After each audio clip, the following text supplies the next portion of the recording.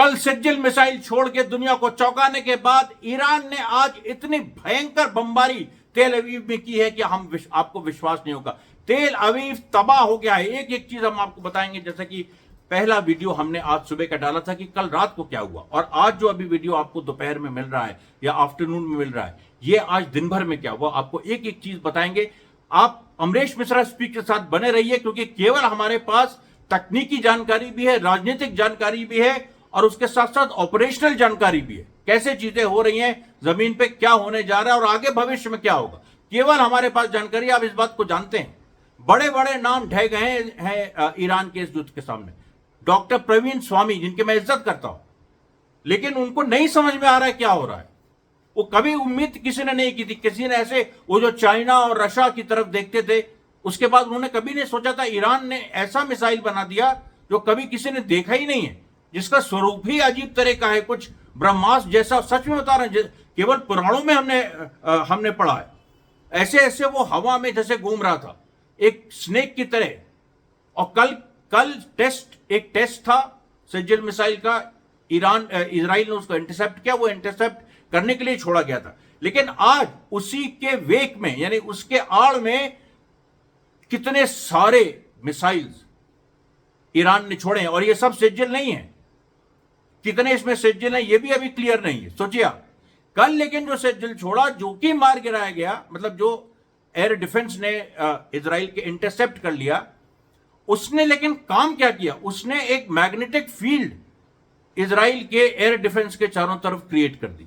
और वो magnetic field कितनी देर तक सस्टेन करेगी, इसको देखना था, और वो सस्टेन की, क्योंकि आज जो ईरान ने मिसाइल मारी है, कोई एयर डिफेंस इजराइल का काम नहीं कर रहा था। अब इजराइल कह रहा है कि हमने नहीं, करीब 65 मारी ये ईरान ने। एक तो फिगर सही नहीं दे पा रहे, 65 मारी, ये 60 मारी, 65 मारी। उसके बाद हमने जो है कुछ इंटरसेप्ट कर दी, लेकिन ज्यादातर उसमें इवेट कर गया। अच्छा ठीक है, तुम्हारे पास थर्ड सिस्टम है। कल थर्ड सिस्टम अमेरिका का, उसने इंटरसेप्ट किया था सेजल को। इजराइल के एरो या आयरन डोम ने नहीं किया था, तो थर्ड सिस्टम निकल गया। थर्ड सिस्टम भी कंफ्यूज था आज, थर्ड सिस्टम नहीं कर पाया। और ये देखिए जिस पैटर्न से ईरान ने मारा है, मैं आपको बताऊंगा इसका राजनीतिक भी क्या, इसका पूरा एक फॉलोआउट है, इसका भविष्य में हम चीजें किस तरह से देखेंगे, जो अभी घटनाएं आज सुबह से हुई हैं। लेकिन सबसे पहले जानते हैं हुआ क्या। देखिए गोलैन हाइट्स में, अच्छा इसके पहले मैं बता दूं, इस वीडियो को अंत तक देखिएगा। मुझे याद नहीं मैंने शुरू में कहा कि नहीं, वीडियो को अंत तक देखिएगा, इस पे कमेंट बहुत जरूरी है। और आप देखिए कि और कहीं भी इस तरह की जानकारी जो आपको यहां मिल रही है, कहीं नहीं मिलेगी। अब आप देखिए कि सबसे पहले एक डाइवर्जनरी मिसाइल ईरान ने गोलैन हाइट्स पे मारी, एकदम अलग गोलैन हाइट्स। अब इजरायली एयर डिफेंसेस फिर से कंफ्यूज हो गए। उसके बाद जो 3 जगह एक के बाद एक, 3 जगहों पर एक के बाद एक ईरान ने मारा, तेल अवीव, बीर सबा और हाइफा। हाइफा में पहले भी मार चुका है, ऑयल रिफाइनरी हाइफा की बंद हो चुकी है, महीनों लगेंगे उसको ठीक होने में। हाइफा में आज एक मिलिट्री इंस्टॉलेशन पे मारा, वो चकनाचूर हो गया। अभी कितनी सिविलियन कैजुअलिटीज हुई है या कितनी मिलिट्री कैजुअलिटीज हुई अभी नहीं पता।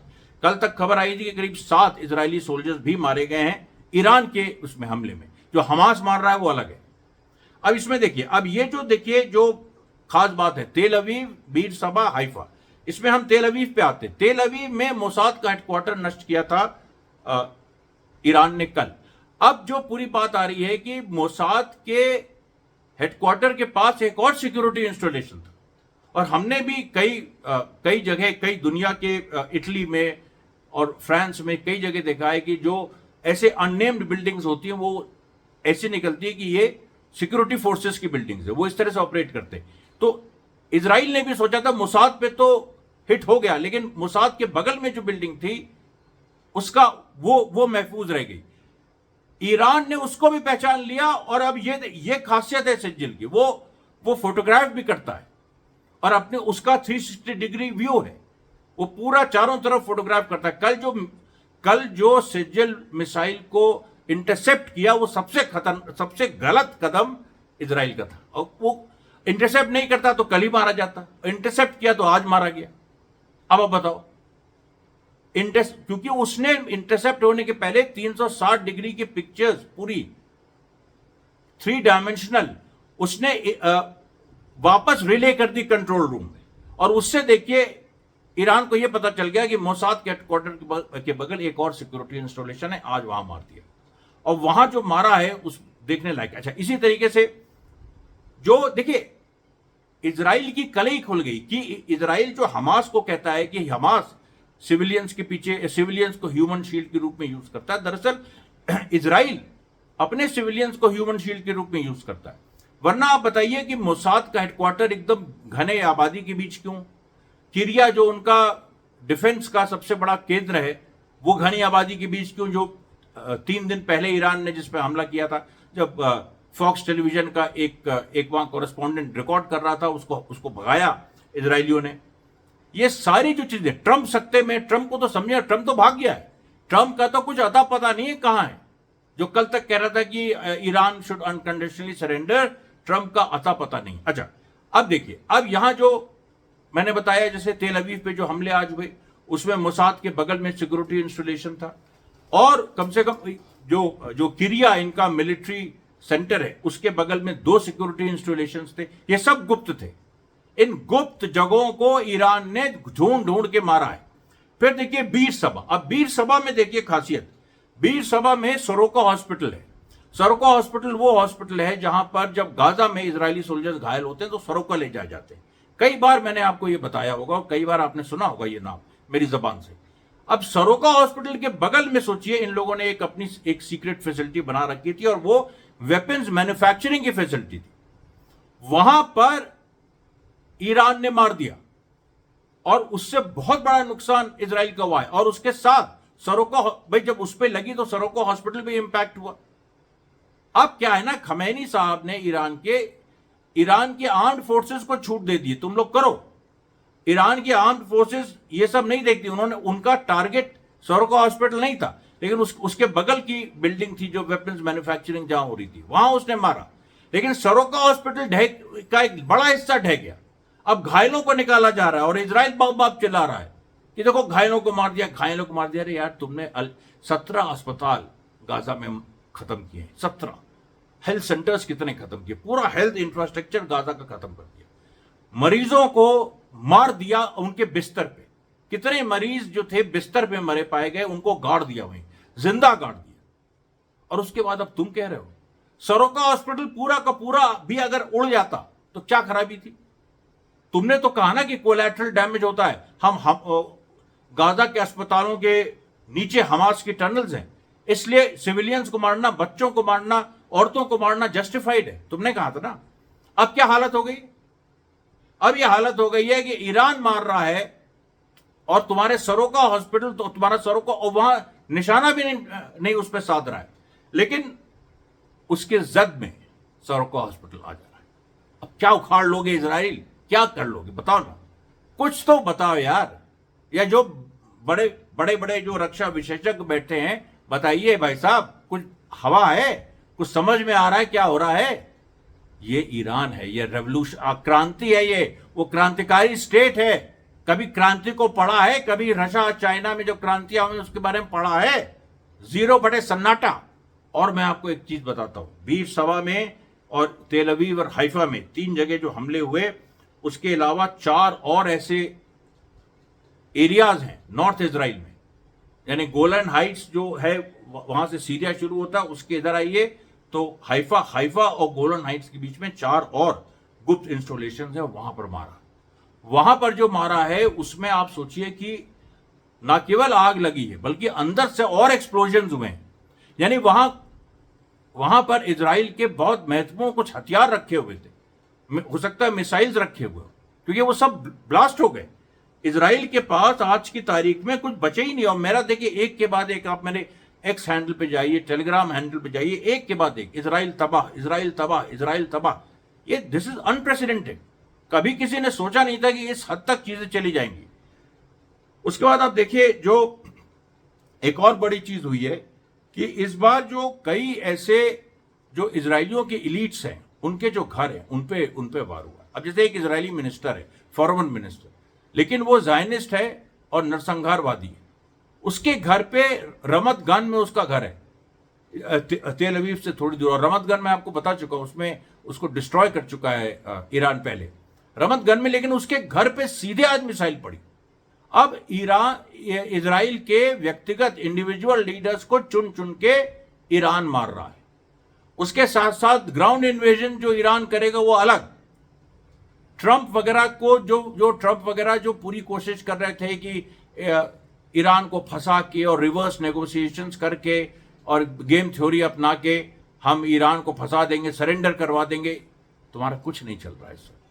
क्योंकि वो रेवोल्यूशनरी लोग हैं, वो ये सब ना वो पढ़ते ना उनको ये गेम वेम थ्योरी की कोई हाईटेक ये सब, वो हाई टेक्नोलॉजी केवल प्रैक्टिस में यूज करते हैं, प्रैक्टिस जिसका रियल लाइफ में जिसका एप्लीकेशन हो। वो छद्म इस तरह के खेल में वो विश्वास ही नहीं रखते, ना खुद खेलते हैं ना, इसीलिए दूसरों के चक्कर में नहीं आते। हिंदुस्तान के साथ समस्या यही है, पाकिस्तान के साथ भी, जो वेस्ट से थोड़ा इंटॉक्सिकेटेड है कि वेस्ट में जो चीज होती है, अब गेम थ्योरी तो गेम थ्योरी हम भी खेलेंगे, वेस्ट जो चालें चलता हम भी चलेंगे, तुम चलोगे तो फिर उन्हीं की चालों में फंसोगे, और तो कोई ऑप्शन है नहीं। ये देखिए जो पूरी बात है, ये जो कलई खुली है, इससे ज्यादा महत्वपूर्ण बात और हो क्या सकती है। उसके बाद देखिए जिस तरह से प्यूटिन का बयान आया कि ईरान की जनता तो अपने नेता के साथ खड़ी है, खमेनी साहब के साथ, तो अमेरिका क्यों कह रहा है कि ईरान की जनता विद्रोह करो।